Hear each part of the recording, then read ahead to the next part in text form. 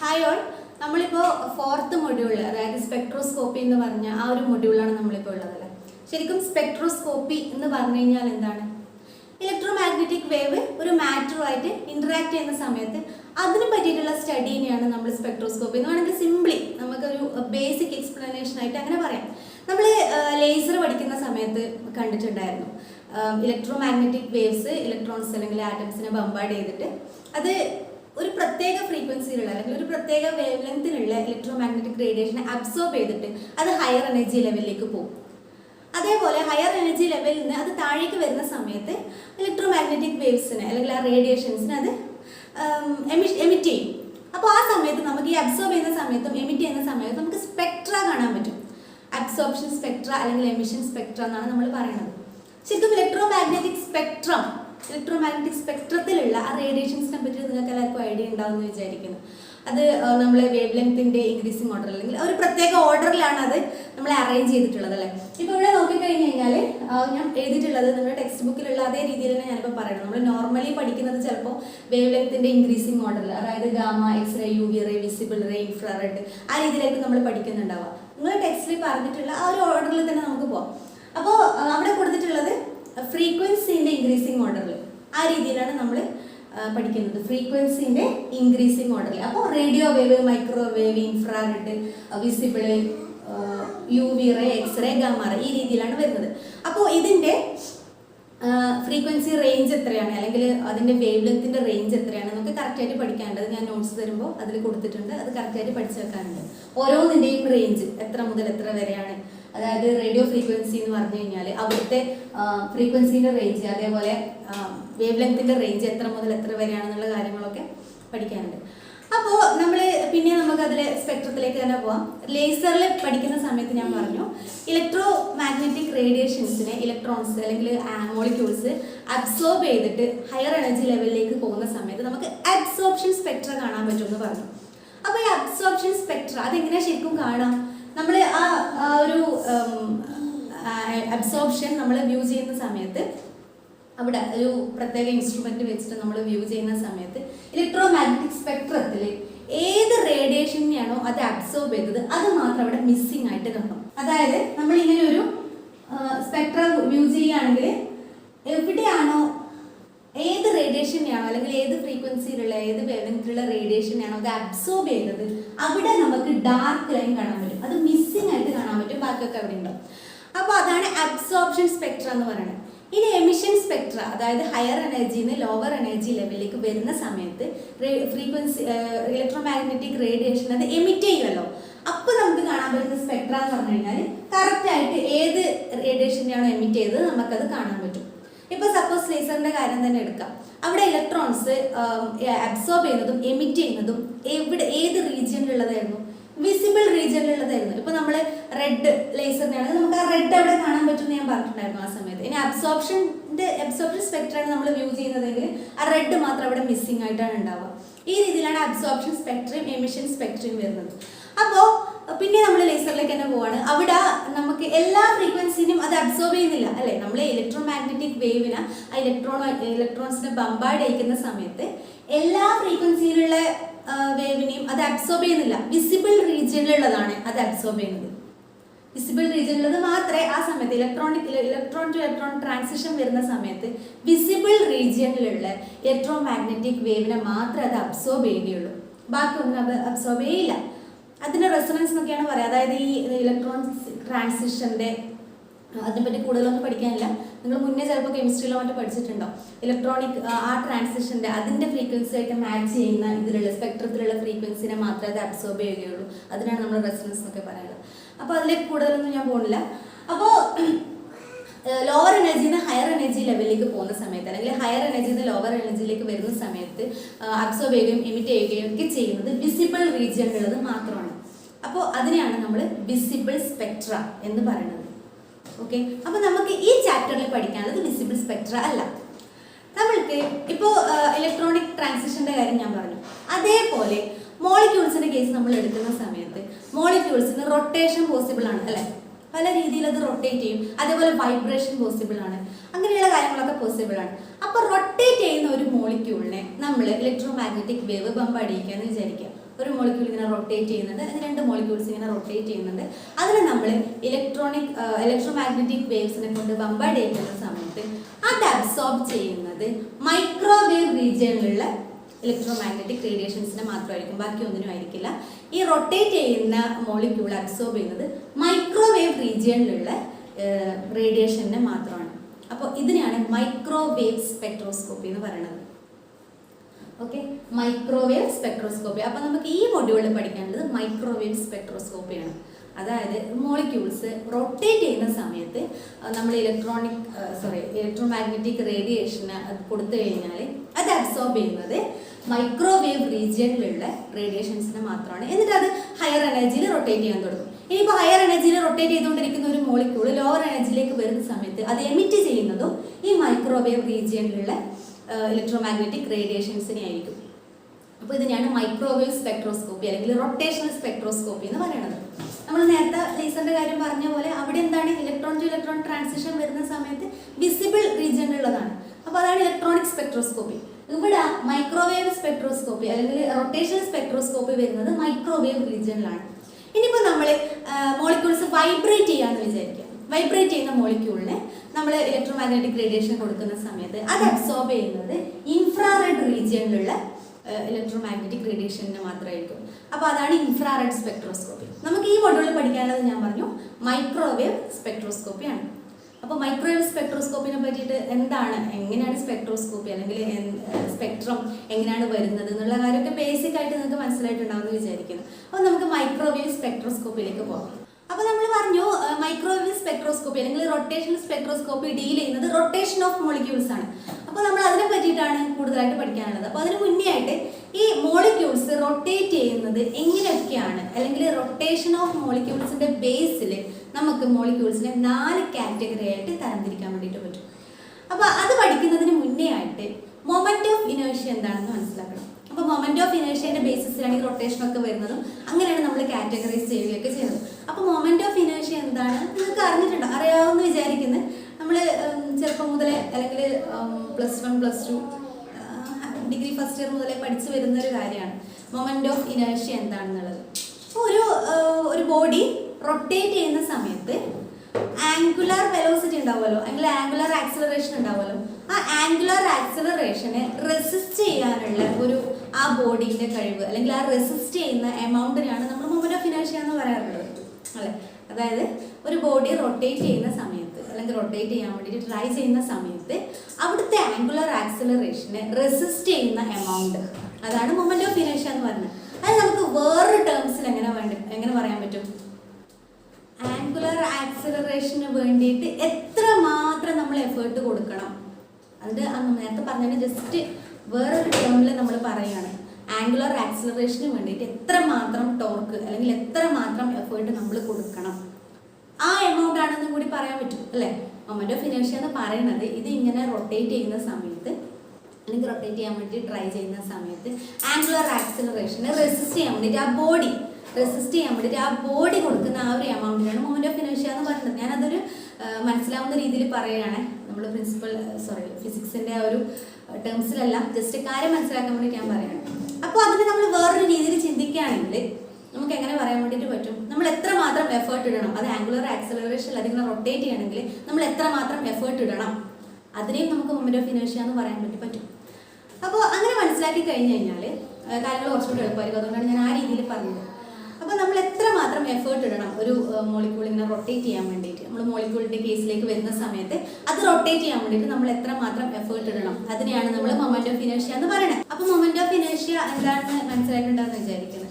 നമ്മൾ പിന്നെയും മോളിക്യൂൾസിൻ്റെ കേസിലേക്ക് തന്നെ വരികയാണ്. അപ്പോൾ മോളിക്യൂൾസ് റൊട്ടേറ്റ് ചെയ്യുന്ന സമയത്ത് അതിനെ പറ്റിയിട്ടാണ് നമ്മൾ പഠിക്കാൻ പോണത്.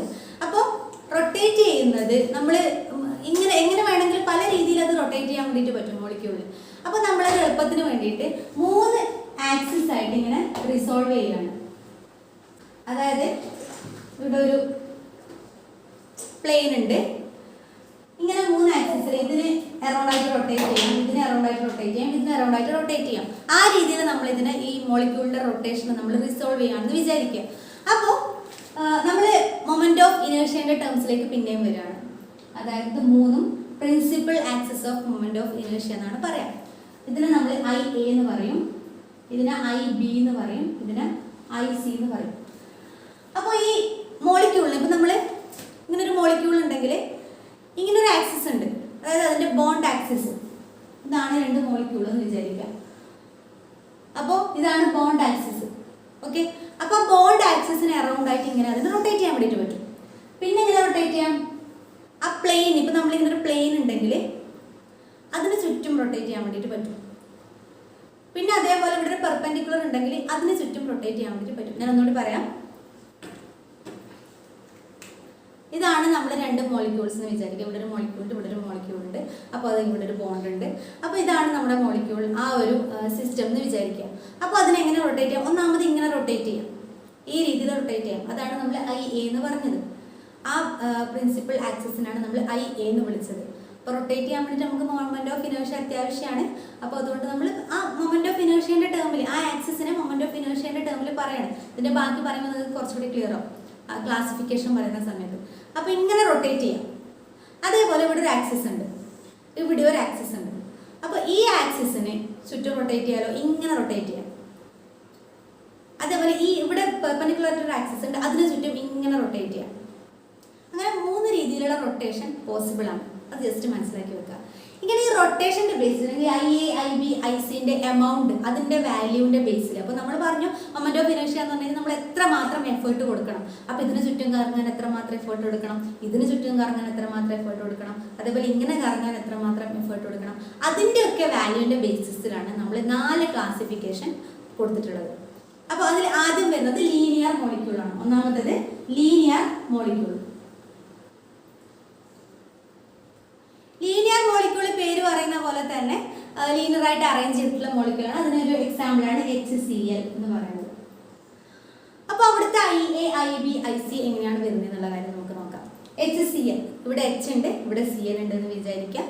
അപ്പോൾ ഇവിടെ H ഉണ്ട്, ഇവിടെ Cl ഉണ്ട് എന്ന് വിചാരിക്കുക. Hനെക്കാളും കൂടുതലായിരിക്കും എന്ത് വെയിറ്റ്, Clന് Hനെക്കാളും വെയിറ്റ് എന്തായാലും കൂടുതലായിരിക്കും. അപ്പോൾ സെൻറ്റർ ഓഫ് ഗ്രാവിറ്റി എന്ന് പറയുന്നത് കുറച്ച് ഇങ്ങോട്ടായിരിക്കും ഉണ്ടാവുക. അതായത് റൊട്ടേറ്റ് ചെയ്യുന്ന ഒരു ആക്സിസ് എന്ന് പറയുന്നത് കുറച്ച് ഇങ്ങോട്ടായിരിക്കും ഉണ്ടാവുക. അതൊക്കെ ജസ്റ്റ് മനസ്സിലാക്കി വെച്ചാൽ മതി. ഇനി നമ്മൾ IA എന്ന് പറയുന്നത് ആ ബോണ്ട് ആക്സിസിന് എലോങ്ങായിട്ടാണല്ലോ, ഇങ്ങനെയാണല്ലോ റൊട്ടേഷൻ വരുന്നത്.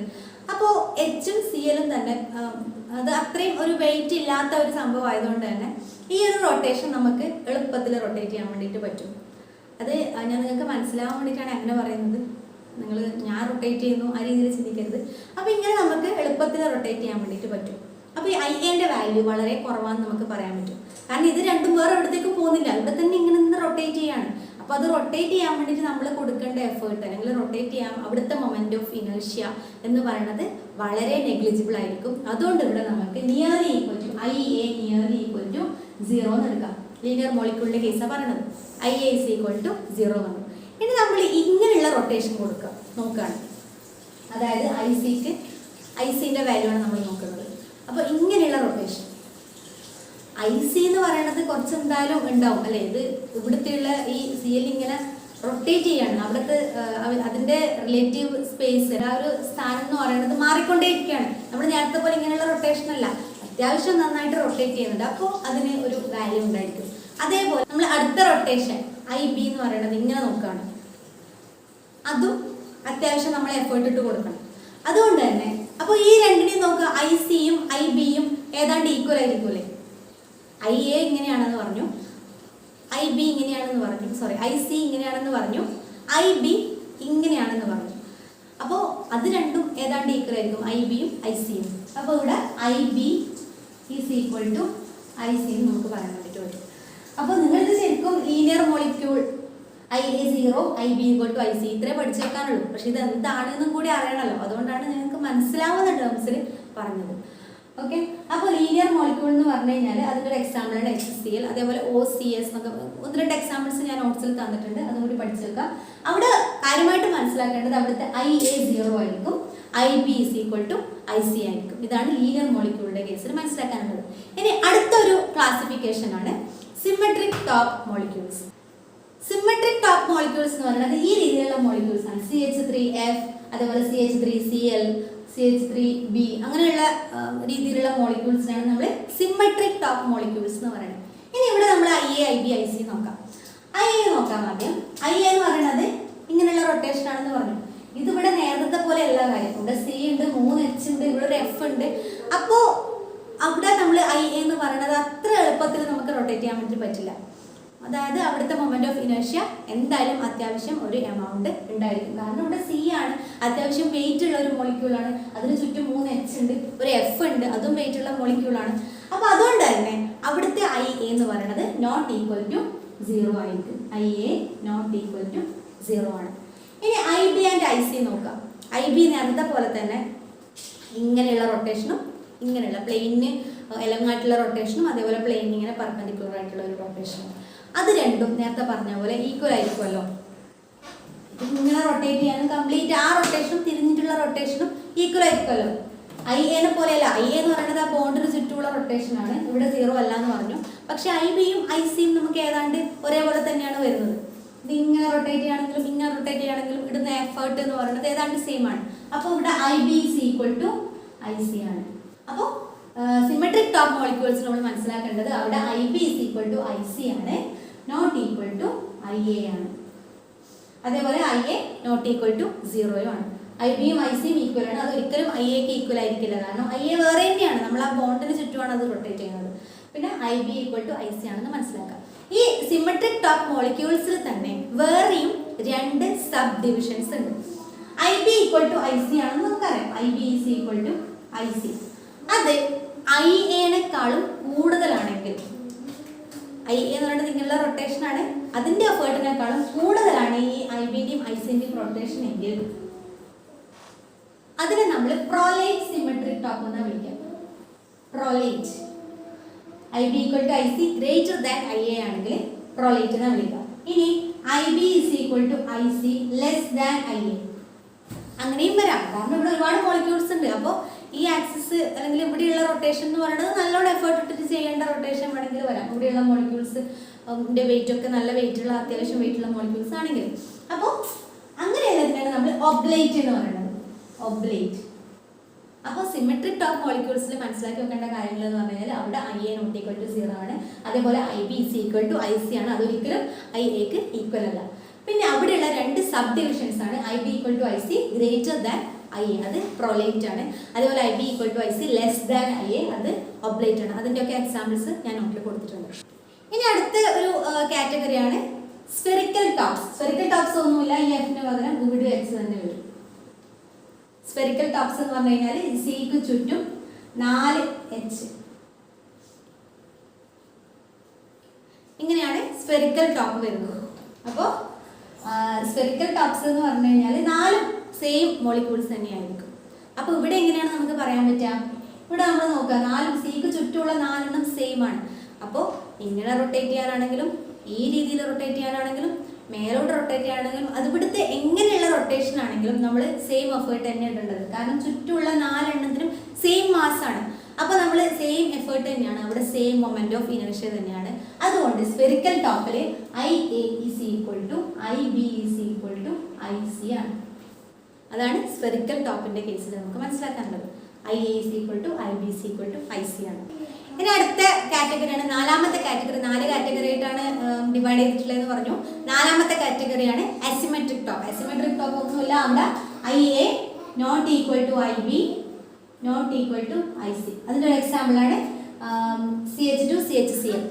CH2 CHCl നമ്മൾ ആ ഒരു സ്ട്രക്ചർ കാണുമ്പോൾ തന്നെ മനസ്സിലാവും അവിടെ ഐ എ ആയാലും ഐ ബി ആയാലും, കാരണം എല്ലായിടയ്ക്കും വേറെ വേറെയാണ് വരുന്നത്. അപ്പോൾ I A not equal to I B not equal to I C. ഇതാണ് നമ്മൾ മോളിക്യൂളിൻ്റെ റൊട്ടേഷൻ്റെ ബേസിലുള്ള 4 ഡിവിഷൻസ് ഉണ്ട്, അല്ലെങ്കിൽ 4 ക്ലാസിഫിക്കേഷൻസ് എന്ന് പറയുന്നത്. ആദ്യത്തേത് ലീനിയർ മോളിക്യൂളാണ്, അവിടെ ഐ എ 0 ആണ്, I B equal to I C ആണ്. രണ്ടാമത്തേത് സിമെട്രിക് ടോപ്പാണ്, അവിടെ I A equal to I B ആണ്, പക്ഷേ ഐ എ 0 അല്ല. I A less than I B equal to I C ആണെങ്കിൽ നമ്മൾ പ്രൊലേറ്റ് എന്ന് പറഞ്ഞു. അതേപോലെ I A greater than I B equal to I C ആണ് നമ്മൾ ഒബ്ലേറ്റ് എന്ന് പറഞ്ഞു. അതിനങ്ങനെ 2 സബ് ഡിവിഷൻസ് ഉണ്ടെന്ന് പറഞ്ഞു. പിന്നെ മൂന്നാമത്തെ നമ്മളെ കാറ്റഗറിയാണ് സ്ഫെറിക്കൽ ടോപ്പ്. സ്ഫെറിക്കൽ ടോപ്പിൽ I A is equal to I B is equal to I C ആണ്. 4ാമത്തെ കാറ്റഗറിയാണ് അസിമെട്രിക് ടോപ്പ്. അവിടെ I A not equal to I B not equal to I C ആണ്. ഇത്രയും കാര്യങ്ങളാണ് റൊട്ടേഷൻ ഓഫ് മോളിക്യൂൾസിനെ പറ്റിയിട്ട് നമുക്ക് മനസ്സിലാക്കാനുള്ളത്.